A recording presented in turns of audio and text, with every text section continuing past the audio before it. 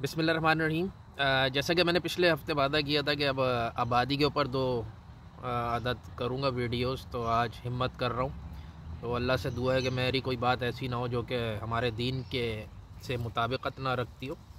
तो अल्लाह ना करे कि ऐसी कोई बात हो, लेकिन अगर कभी होगी मैं अपनी तस्सीह कर लूँगा, वीडियो दोबारा बना दूँगा इंशाल्लाह। लेकिन अभी मुझे पता है कि मैं मतलब नेक नियति या उससे ही ये वीडियो बना रहा हूँ, तो इसलिए ये जुर्रत कर रहा हूँ। बाकी अल्लाह हम सबको बचाए। तो आबादी आबादी बहुत अच्छी चीज़ है।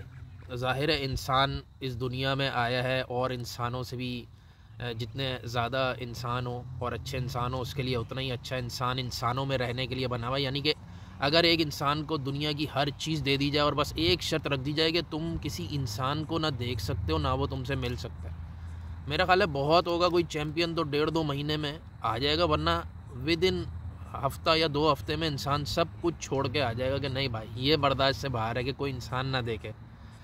तो इंसानी आबादी बहुत अच्छी चीज़ है, आबादी को बढ़ना चाहिए और निकाह के थ्रू ही बढ़ना चाहिए। और हर बच्चे के लिए माँ और बाप दोनों का होना बहुत ज़रूरी है। और मर्द के लिए औरत का होना ज़रूरी है, औरत के लिए मर्द का होना ज़रूरी है। इसी तरह मैं सपोर्ट करता हूँ जल्द शादियों को। तो अगर अभी जल्द शादियों का कल्चर हमारे मुल्क में भी आ जाए अगर पाकिस्तान में, तो उसके नतीजे में आबादी और बढ़ेगी। अभी हमारी क्योंकि जिनकी जल्दी शादियाँ शहरों में हो रही हैं वो लड़के 30-35 साल में शादियाँ कर रहे हैं, तो उसकी वजह से भी आबादी थोड़ी मतलब कम रफ्तार से बढ़ रही है, वरना तो अल्लाह ही माफ़ करे कि क्या होगा। इसी तरह मैं सपोर्ट करता हूँ ज़्यादा शादियों को भी, यानी कि एक से ज़्यादा शादियाँ अगर कोई मर्द करता है किसी रीज़न से करता है या साहिब हैसियत और वो रख सकता है और वो इजाज़त से करता है, इंसाफ कर सकता है, बिल्कुल करनी चाहिए। ये औरतों के लिए बहुत ही मुफीद चीज़ है। अब ये तो हो गई मेरे ओवरऑल बात, लेकिन अब एक हाइपोथेटिकल क्वेश्चन है कि अगर फ़र्ज़ करें कोई मियाँ बीवी जेल में कैद हैं। अब जेल का माहौल जहन में लाएं, पाकिस्तान के एक जेल में कैद हैं और वहाँ उन्हें साथ रहने का मौका दिया जाता है, फ़र्ज़ करें, तो क्या उनके बच्चे होने चाहिए वहाँ जेल के माहौल में? और अगर होने चाहिए, हाँ गो के उनके पास पहले से ही बच्चे भी मौजूद हों, फ़र्ज़ करें 2-3, तो क्या उनके और बच्चे होने चाहिए? ये अगर हमसे अकली कोई सवाल पूछेगा तो हम कहेंगे कि यार नहीं होने चाहिए भाई, ये जेल कोई जगह है कि एक बच्चा जेल में पैदा हो फिर उस माहौल में रहे? क्या जहरीला माहौल है। और अगर फ़र्ज़ करें कि ये हो साथ में कि वो दोनों मियाँ बीवी सज़ाए मौत के कैदी हैं, यानी कि उन्हें मौत भी मिल जाएगी कुछ अरसे में, अब बताएं। तो मेरा ख्याल है अब जो रहे सही भी होंगे, अगर वो थोड़ी सी अकल से काम लेंगे तो यही कहेंगे नहीं भाई अब तो बिल्कुल ही मतलब सवाल पैदा नहीं होता। तो अब इस चीज़ को जहन में रखिएगा कि कैद में और इस माहौल में हम ये समझते हैं कि नहीं होने चाहिए। तो अब दुनिया जो थी दुनिया में इंसान का ये राइट है पैदाइशी कि वो पूरी दुनिया में जहाँ चाहे जाए, जहाँ चाहे रिहाइश इख्तियार करे, और ये किसी को अल्लाह की ज़मीन पे इख्तियार नहीं होना चाहिए कि वो किसी को भी कहीं जाने से रोके। कोई इंसान आज उठ के बोलता है यार मैं पाकिस्तान में आके रहना चाहता हूँ, चाहे वो कोई भी हो, अमेरिका से उठ के आना चाहता हो, ऑस्ट्रेलिया से, तो उसको ये राइट मिलना चाहिए कि वो पाकिस्तान में जहाँ चाहे रहे। लेकिन अब वीज़ा सिस्टम्स हैं, हुकूमतें कायम हो गई हैं, गुंडागर्दियाँ हैं, गुंडागर्दी पे भी हुकूमतें कायम हैं बहुत सारी। तो आप जो है ना उन हुकूमतों के उन बॉर्डर्स के कैदी हो चुके हो, आप फ्री नहीं हो कि कहीं भी मूव कर सको। अब आप एक कैद में हो, एक जेल में हो, तो अब हमें, क्योंकि ये अब छोटी छोटी जेलें बन गई हैं, तो कुछ जेल्स को हमें देखना पड़ेगा कि यार इस जेल का माहौल क्या है, या इसकी कैद कितनी अच्छी कितनी बुरी है वगैरह।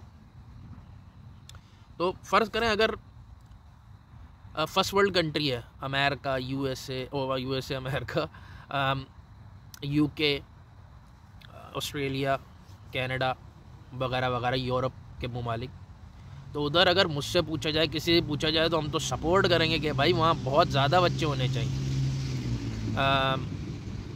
इसी तरह अमीरों के यहाँ मैं सपोर्ट करता हूँ कि यार ज़्यादा बच्चे हों, मतलब नवाज़ शरीफ के अच्छा है कि 2-3 बीवियाँ हों और 18 बच्चे हों।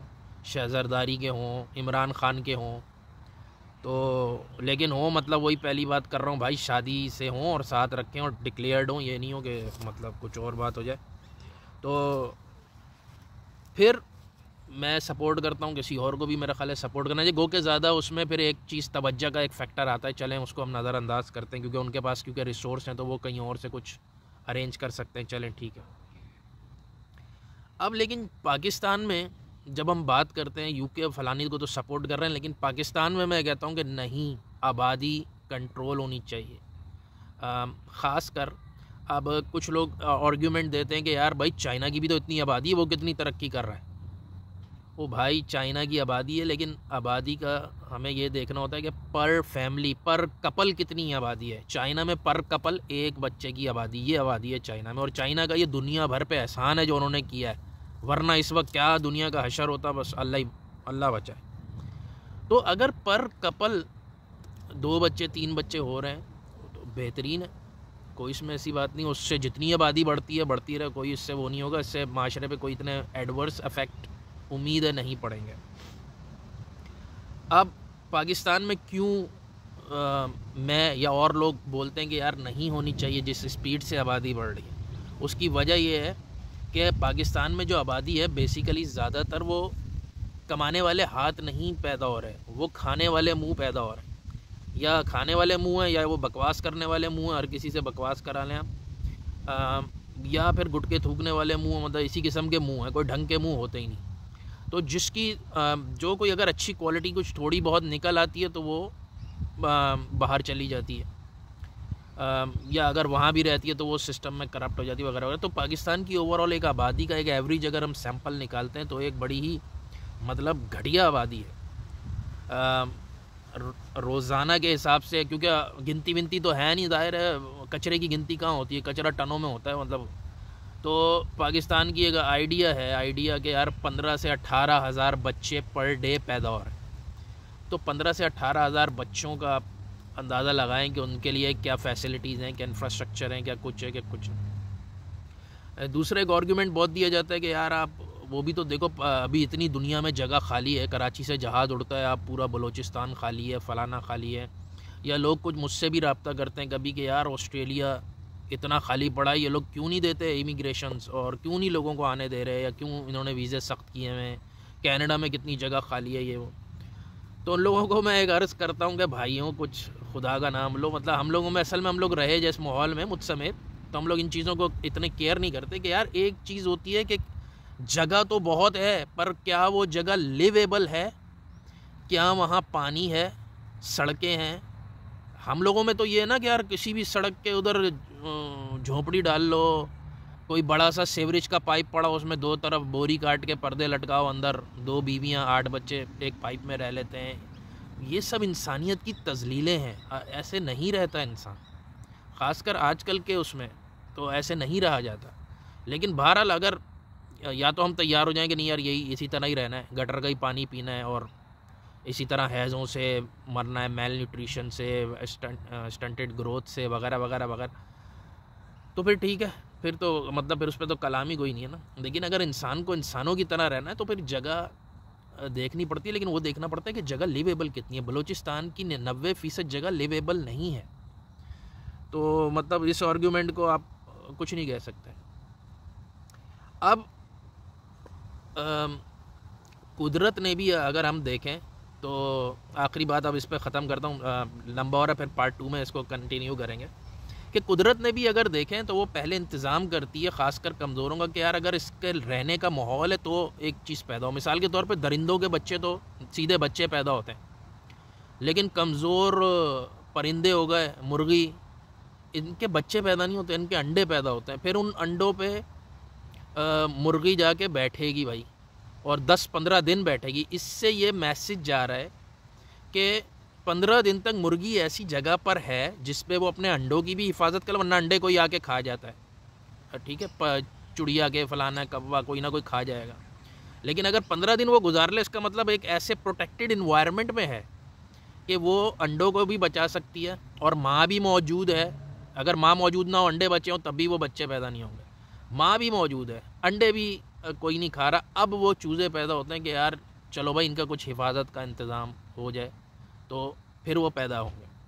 अब एक जगह है कि जहाँ पे इन्वायरमेंट कंड्यूसिव है ही नहीं, ख़ासकर तरबियत के हवाले से, तालीम के हवाले से, सेहत के हवाले से आपका सिस्टम प्रेशर नहीं ले रहा। ये दुनिया की स्टडीज़ हैं कि यार ये ज़्यादा आबादी से क्राइम बढ़ता है, इंफ्रास्ट्रक्चर पे प्रेशर बढ़ता है, तालीम भी ना हो फिर तो और बल्ले बल्ले, असलहा बरदार सोसाइटी हो तो फिर और ही बल्ले बल्ले। अब मैं उसका ज़िक्र नहीं कर रहा कि अगर 2 नंबर इस्लाम वहाँ राइज हो और 3 नंबर रावलपिंडी वाली जमहूरियत वहाँ पे नाफिज हो, तो फिर उन मुल्कों का तो फिर अल्लाह ही अल्लाह है। फिर 3 तरफ आपके दुश्मन बैठे हों और सबसे बड़े दुश्मन आप अपने खुद लगे हों, तो फिर क्या होगा। तो ये सारी बातें पार्ट 2 में थोड़ा सा और कोशिश करेंगे कि यार और आर्ग्यूमेंट्स या और हल या और स्टेट्स की तरफ जाएं। तो अल्लाह करे कि मैं जो बात करूं वो सही ही हो, और हम लोग जो हैं, हमारी कौम को भी ये शऊर हासिल हो कि यार अगर हमने दुनिया में इसी तरह रहना है, और अगर हमारी ख्वाहिशात हैं, या तो हमारी ख्वाहिशात ही सिंपल हो ना कि यार जो ठीक है, अगर 1000 साल 2000 साल पहले ऐसा कुछ भी नहीं था, तो 1000-2000 साल पहले ना आपका लिविंग स्टाइल ये था, ना रिक्वायरमेंट ये थी, और ना आपके ऊपर इतना प्रेशर होता था कि अगर ज़्यादा बच्चे हो गए तो क्या होगा। तो नेक्स्ट वीडियो में इसके पार्ट 2 में मिलते हैं। अल्लाह हाफ़िज़।